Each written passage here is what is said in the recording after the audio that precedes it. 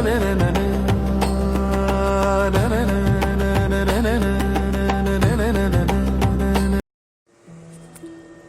तुम्ही जो व्हिडिओ बघितलाय तो आहे ऐरातेश्वर मंदिर आणि गंगईकोंडा चोलापुरम मंदिर. हे दोन्ही मंदिर चोल राजवंशीय काळातील आहे. सुरुवातीला आपण ऐरातेश्वर मंदिर याची माहिती पाहूया. ऐरातेश्वर मंदिर हे दक्षिण भारतातील एक अत्यंत सुंदर आणि ऐतिहासिक शिव मंदिर आहे. हे मंदिर तमिळनाडू राज्यातील कुंभकोणम जवळील दारासुरम येथे स्थित आहे.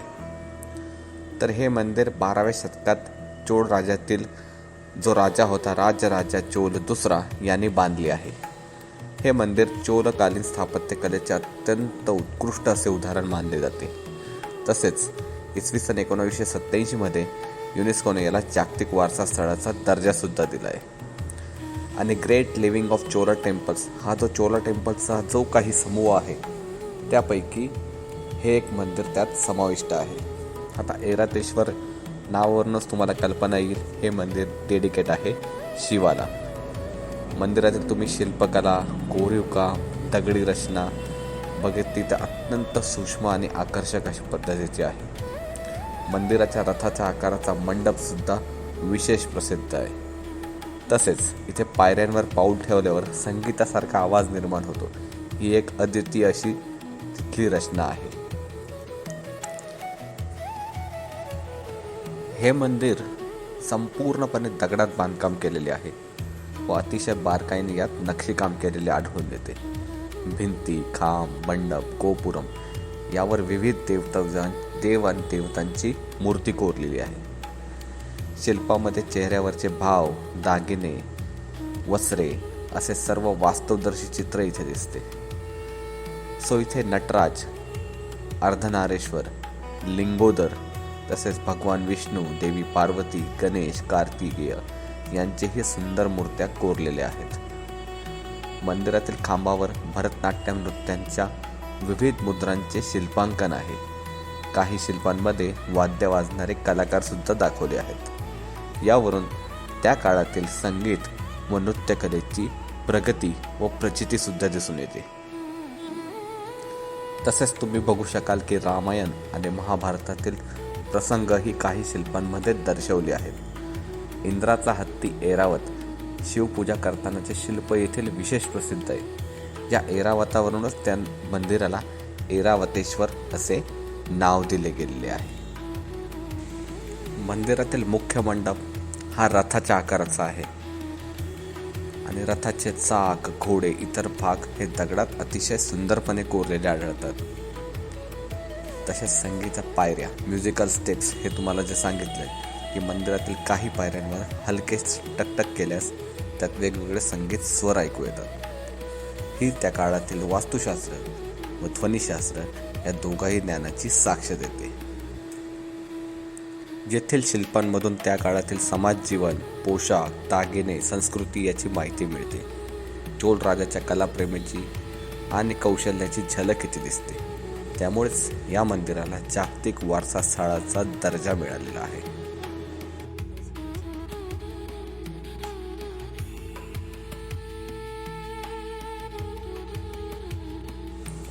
आता आपण गंगईकोंडा चोलापुरम हे मंदिर बघणार आहोत. हे मंदिर आहे तमिळनाडू येथील एरियालूर जिल्ह्यात. हे मंदिर 19व्या शतकात बांधले गेले आणि हे बांधले चोल राजवट, चोलाज आपण जे म्हणतो त्यातील राजाने. तर इतिहासानुसार चोल राजाने गंगा नदीपर्यंत विजय मिळवला होता. त्यामुळे या शहराची स्थापना केली. म्हणजे गंगावर विजय मिळवणारे चोलाज. तसे चोलांनी मलेशिया, इंडोनेशिया, श्रीलंका सर्व काही काबीज केले होते. तसेच त्यांनी उत्तरेकडेही स्वारी करून गंगा नदीपर्यंत विजय मिळवला. त्यामुळेच त्याला गंगईकोंडा चोलापुरम असे नाव देण्यात आले आहे. आणि हे मंदिर केवळ धार्मिकच नाही तर सांस्कृतिक, ऐतिहासिक वारसा म्हणून संपूर्ण जगात प्रसिद्ध आहे. या मंदिरातील शिल्पे तुम्ही बघितली तर मुख्यतः ग्रॅनाइट दगडात कोरलेली आहेत. ग्रॅनाइट हा अतिशय कठीण दगड आहे. त्यावर काम करणेही खूप कठीण असते. तरीसुद्धा त्या काळातील कलाकारांनी इतक्या बारीक आणि सुंदर रेषामध्ये कोरीव काम केले आहे की ते आजही पाहून आश्चर्य वाटते. या शिल्पामध्ये दागिने, केसांची स्टाईल, कपड्यांच्या घडा, चेहऱ्यावरचे भाव हे अतिशय वास्तववादी चित्र दर्शवतात. काही शिल्पांमध्ये नृत्य तसेच युद्धकलेच्या मुद्रा दाखवल्यात आणि काही ठिकाणी महाभारत, रामायणासारख्या कथांची दृश्यसुद्धा दाखवली आहे. या मंदिरातील नंदी शिल्प आहेत जे तुम्ही स्टार्टिंगला व्हिडिओच्या आधी बघितले तर अत्यंत भव्य आहे. नंदीचे शरीर, स्नायूंची रचना, बसण्याची मुद्रा ही अत्यंत वास्तववादी दिसते. तसेच या मंदिराला युनेस्को वर्ल्ड हेरिटेजचा दर्जासुद्धा मिळालेला आहे. मागे आपण बघितलं ऐरातेश्वर मंदिर, हे सर्व चोला मंदिराचा समूह आहे आणि या सर्वांना वर्ल्ड हेरिटेजचा दर्जा आहे, युनेस्को वर्ल्ड हेरिटेजचा. सर, हे मंदिर साऊथमध्ये आहे किंवा दक्षिणमध्ये स्थित असल्याने तिथे मंदिराची शैलीसुद्धा द्रविड शैली आहे. आणि इथे मोठे एक टॉवर आहे, त्याला हिंदीमध्ये मुख्य विमाना असे म्हणतात. तसे 55 मीटर उंच आहे. तर हे या गंगईकोंडा चोलापुरम मंदिराचे खूप मोठं असं वैशिष्ट्य आहे. 55 मीटर त्याची हाईट आहे. सो आज हे मंदिर केवळ धार्मिक नाही तर सांस्कृतिक आणि ऐतिहासिक वारसा म्हणून संपूर्ण जगात प्रसिद्ध आहे. तर तुम्हाला इतिहास, प्राचीन एन्शियंट हिस्ट्री, प्राचीन संस्कृती याबद्दल आवड असेल तर नक्की या मंदिराला व्हिजिट द्यायलाच पाहिजे. आता तुम्ही बघाल की भारताच्या दक्षिण भागात कार्तिकेय, त्याला मुरुगन असेही म्हणतात, मुरुगन स्वामी याची पूजा केली जाते. सो भगवान शिव यांनी कार्तिकेयला जसं दक्षिणेत पाठवलं होतं, त्यामुळे कार्तिकेयांची प्रत्येक मंदिरात तुम्हाला इथे प्रतिमा दिसून येते. तसेच भगवान शिव, पार्वती, गणेश यांची सुद्धा उत्कृष्ट असे शिल्पकृती दिसून येतात. Hello, good afternoon everyone. So सध्या आपण आहे चोलाचं सर्वात मोठी राजधानी, सेकंड राजधानी गंगईकोंडा चोलापुरम येथे. सो आता आपण गंगईकोंडा चोलापुरम एक्सप्लोअर करतो. इकडे कॅमेरा वगैरे काही अलाउड नाही आहे. सो एक टेम्पल आहे, याच्या बॅक साईडला येऊन मी एक व्हिडिओ बनवतो आहे. सो याची हिस्ट्री सांगायची झाली तर चोला राजवंश तुम्हाला माहिती असेल, तामिळनाडूमध्ये सर्वात पॉवरफुल राजवंश होता.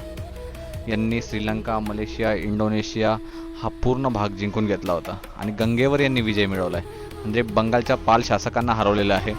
पूर्ण गंगेवर यांचा विजय मिळवला होता, म्हणून यांना म्हणतात गंगईकोंडा चोलापुरम, गंगेवर विजय मिळवणारे योद्धे असा यांचा अर्थ होतो. सो हे जे मंदिर आहे, ही पहिलं आपण जे बघितलं बृहदेश्वर मंदिर, ती चोला यांची फर्स्ट राजधानी होती आणि गंगईकोंडा चोलापुरम ही जी आहे ही याची सेकंड राजधानी आहे. जी आता आपण व्हिजिट करतोय. सध्या मंदिर बंद आहेत कारण याचा क्लोजिंग टाईम आहे सध्या दुपारी 12 वाजता, 1:30 वाजता हे मंदिर परत ओपन होतं. त्यामुळे आपल्याला मध्ये गर्भगृहामध्ये जाऊन दर्शन घेता आलं नाही. सो बाहेरचं प्लेसेस आपण एक्सप्लोअर केले आहेत. सो राजराजा प्रथम यांचा जो पोरगा होता राजेंद्र फर्स्ट यांनी हे मंदिराची स्थापना केली आहे. इथे तुम्ही ब्रह्मा, विष्णू, महेश या तिन्ही देवतांच्या शैली बघायला मिळतात. अत्यंत द्रविडियन आर्किटेक्चरला शोभेल किंवा द्रविडियन आर्किटेक्चरच आहे इथे, पण अतिशय कलाकुसरीने इथे काम केलेलं आहे. सो हे मेनली टेम्पल शिवाला डेडिकेट केले आहे, पण इकडे चंडिकेश्वर, चंडिका माता, अम्मन माता म्हणजेच पार्वती या सर्वांचे मंदिरही आजूबाजूला इथे स्थापित आहे. सो तुम्ही बघू शकाल वरती, मी तुम्हाला एक व्हिडिओ टाकतो. वरती इथे गोपुरम जो दिसला आहे तो दिसत नाही, म्हणजे या साईडला बहुतेक तो तुटलेल्या स्थितीत असावा किंवा कोणतरी तोडलेला असावा.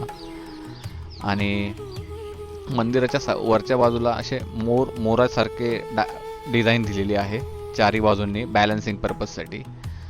आणि इकडे 1, 2, 3 लेयर्स आपल्याला दिसतात आणि त्यावरती मग आपल्याला कोनिकल पार्ट दिसतो.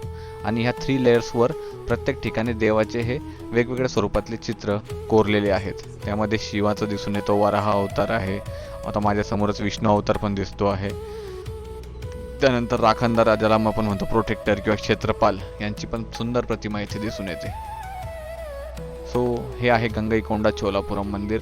हे येतं आपण मगाशी जे बघितलं तंजावरू नंतर येतं हे कुठलं आपलं ते मंदिर कुंभकोणम नंतर 35 किलोमीटरच्या डिस्टन्सवर हे मंदिरचं लोकेशन आहे. अत्यंत छान आहे, खूप मस्त इन्व्हायरमेंट आहे. सध्या थोडासा पाऊस पण पडतोय.